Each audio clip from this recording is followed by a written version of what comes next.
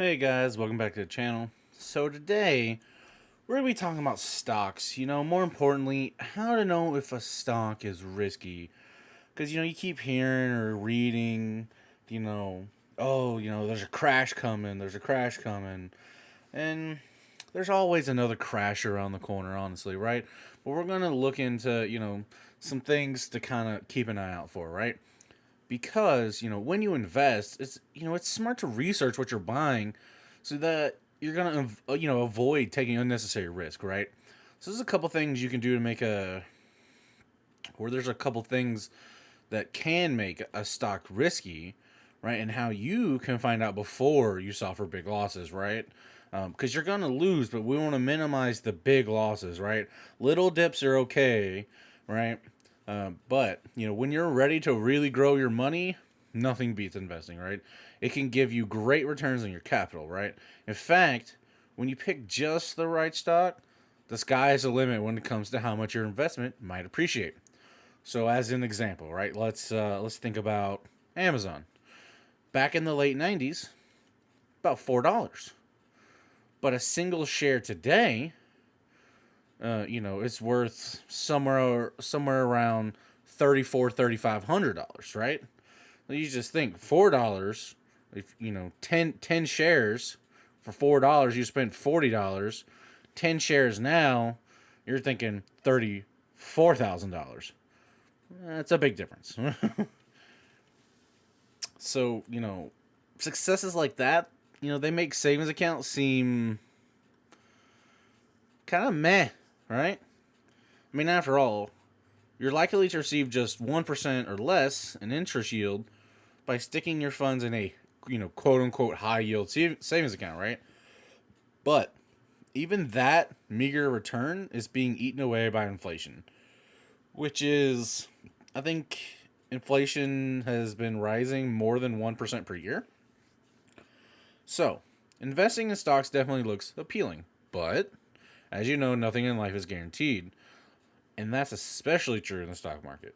While there's a chance you could pick a winner, there's also a risk you could pick a loser and lose all your money, right? You could pick a new Amazon at $4 and it goes to 4,000, or you could pick a stock that's worth $100 and it could go to $1, right? Either which way it can happen, right? So here's a couple things you should probably know in order to make the right decision for your investment portfolio. Investing in individual stocks is never without risk. So first of all, there's always a chance the company whose stock you hold could go under or suffer a massive setback, and you lose most or even all of your money, right? It happened to small companies, of course, but it's happened to big companies too. Once the firm goes bankrupt, your stock it could be totally worthless. So what are some of these risks to watch out for? Well, there are some other different kinds of risks when it comes to investing, right? So liquidity risk, when you can't find a buyer when you want to sell. Economic risk, right? The risk of economic downturns, which affect stock prices. Then there's market risk, when the stock isn't valued on the markets as it should be, right? There's no insurance against these risks. You can only keep your eyes open and try to mitigate them as much as you can. But, you know, some people tell you need to take some risks, right? Well, why should you take some risks? Well, you shouldn't avoid stocks just because they're not foolproof. The greater the risk, more often than not, the greater the potential for return, right? You know, one of the sayings is, you can't win if you don't play. If you want to take advantage of the potential for incredible gains, you're going to have to take some risk. So what you need to do is learn how to balance risk and reward. By identifying risky stocks, you can better position yourself to take smarter risks. Well, how to tell how risky a stock really is? Well, as you invest in stocks, you have to choose which ones seem like worthy investments. You do this by researching not only the stock itself, the price, its fluctuations and so on, but also researching the company that issues that stock. So, unless you're day trading, basically meaning if you're buying and selling blocks of shares you don't care about in the hopes of making, a few cents on the dollar, you're probably looking for a stock that will appreciate in value. So that will generally happen because the underlying company is strong, with a strong product, good leadership, and a vision for the future. There are a few ways you can use to analyze risk before buying a stock. Evaluating the company relies on what's called fundamental analysis, right? And focusing on charts and data is called technical analysis. You may want to do a blend of both. We've talked about these in a previous video if you guys want to go watch that as well. So, one thing is market cap, all right? The market capitalization, right? It's going to tell you how big a company is. Let's take Coca-Cola as an example. Their market cap is 228 billion, right? That's the value of all their outstanding shares of stock. Jones Soda Company, in comparison, has a market cap of 30 million, right? Really big companies are large cap stocks. There are also mid cap stocks and small cap stocks. Small cap stocks might be riskier because they aren't as solid and established as the big players. Okay, then there's value. You can't judge a stock by its price alone. Cheap stocks aren't inherently better or worse than expensive ones. What matters is the price of the stock in comparison to other factors. One such comparison is the price to earnings ratio, or the PE ratio. The price of the stock compared to how much the company makes in profits. A company that's cheap to buy but rakes in really good profits could make for a really good investment, especially if other investors catch on and drive the price up after you've already bought. On the other hand, if a company is expensive to buy and doesn't deliver good value, you've got a risky investment on your hands. Another thing is going to be shorts target. So you might have heard, with the whole GameStop thing going on, you might have heard of a short squeeze, right? So this is referring to investors who targeted GameStop as a company likely to lose value. So they wanted to short sell it. Companies that are targeted for shorts may be seen by the market as declining, so an investment is risky. And even when other investors decide to go long, intending to buy and hold for a while, the resulting price volatility still makes these companies a risky bet. Moving on to the next one is going to be competition. When you're evaluating a company in preparation to buy stock, look at its business model. Does it have a lot of competition? Is there a splashy or shrewd competitor that has the potential to beat them?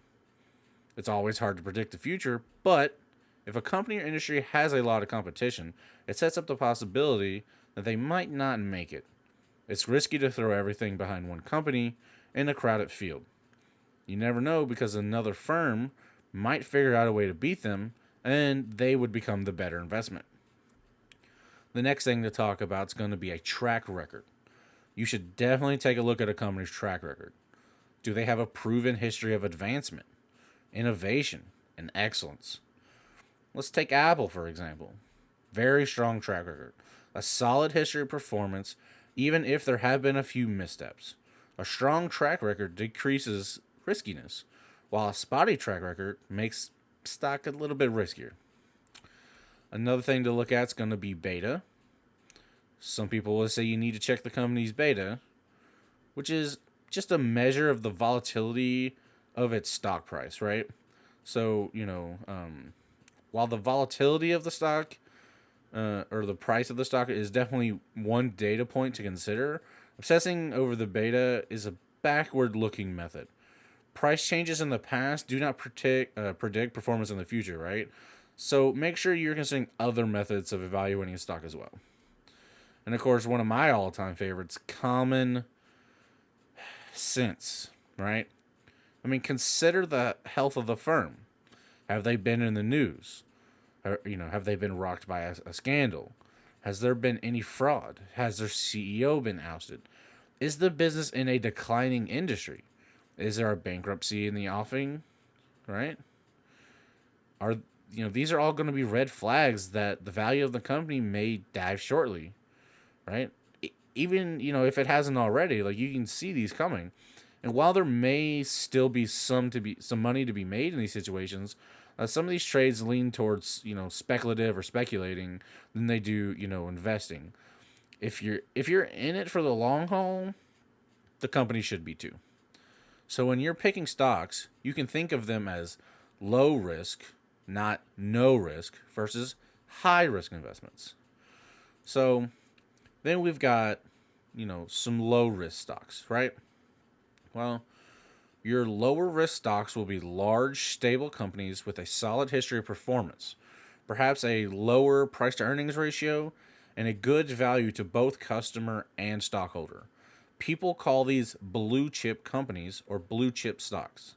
They have a good reputation, and while they're not guaranteed to succeed, they've been around the block and typically know how to weather the storms. Then there's high risk stocks, which on the other hand will have wild price swings. They'll be in the news all the time, right? Maybe crazy shenanigans from the company's top leader, Elon, right? And they'll deliver, some of these companies might deliver, subpar products or inconsistent products. And they might be way overvalued compared to the profits they bring in. Shares in these companies are definitely not a sure thing. And while they may make for some attractive gains, at least for some investors some of the time, the company's outlook is unpredictable, to put it mildly. And there are some tools you can use, though, to tell if a stock is risky, right? There's a lot of tools out there to analyze a stock. So, you've got stock tickers and snapshots, right? There's a lot of places to find stock quotes. A basic search for the company and the word stock will display recent stock price information, including a chart showing recent price changes and data such as the opening price, last closing price, 52-week high and low, dividend yield if they have one, market cap and PE ratio. You can find this type of information on MarketWatch or Yahoo Finance, Bloomberg, just to name a few. There's a bunch of different ones. Then there's trading platforms, right? If you're looking for more data, you can turn to a trading platform. Whether you use something like E-Trade or M1 or Robinhood or something, the place you make your trades should also offer really good analytical tools where you can see and compare many different data points to get a full picture of a company's performance. Another thing you can use is different stock screeners, right? Because when you want to narrow down your options based on particular criteria, you're going to want to use a stock screener. So these function like filters to provide you a list of stocks that fit your chosen parameters. You'll still want to evaluate the stocks displayed by the screeners, though. Another thing to look at is stock charts, right? This is what you're going to use for technical analysis of a stock's characteristics and performance, because these charts display tons of relevant information, including the way certain data points have changed over time. You may be able to find detailed stock charts on your trading platform, or there are subscription services that are going to provide you with this advanced information.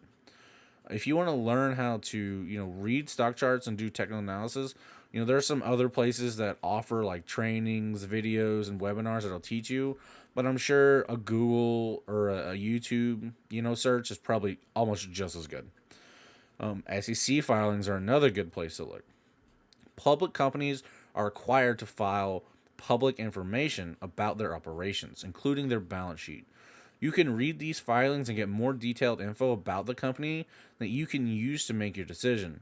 There are annual filings called a 10K, quarterly filings, a 10Q, and current reports, a 9K, that you can use to get a detailed picture.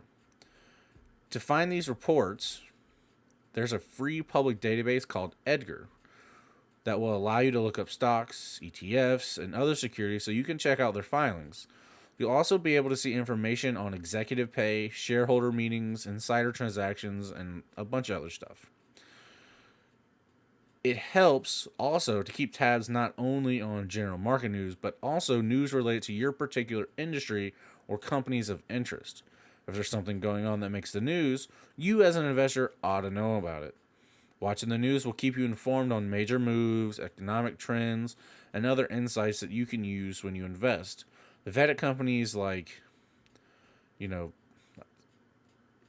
a bunch of vetted companies, but let's just say the Wall Street Journal or, one of the news stations that Fox, CNBC, like whatever.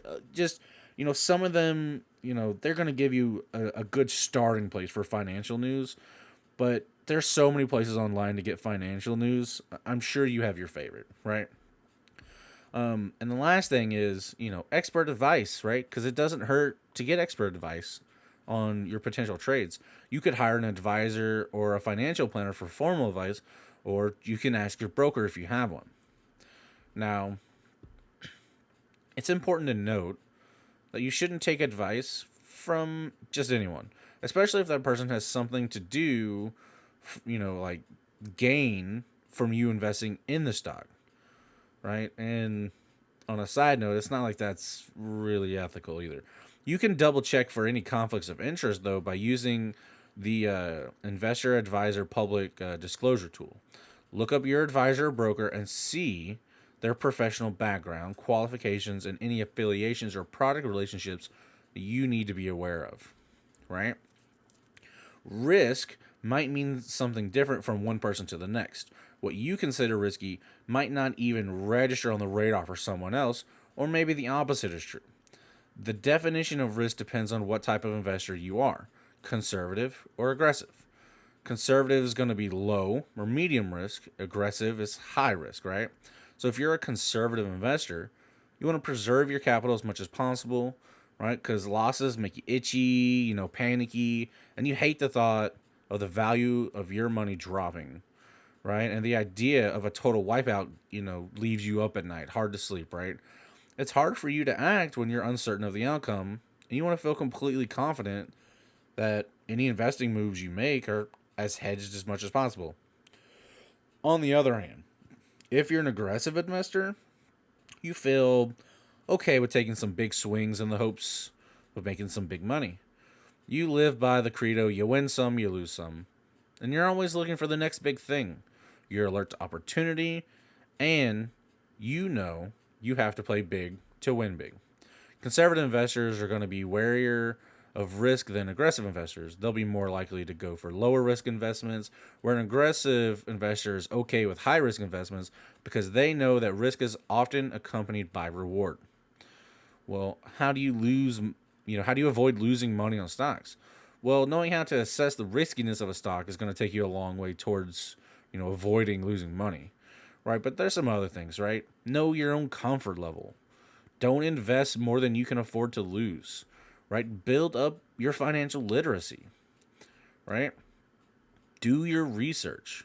Stay invested longer, right? Invest, don't speculate, right? Investing is different when you buy stock in a company. You become a shareholder. You're part owner.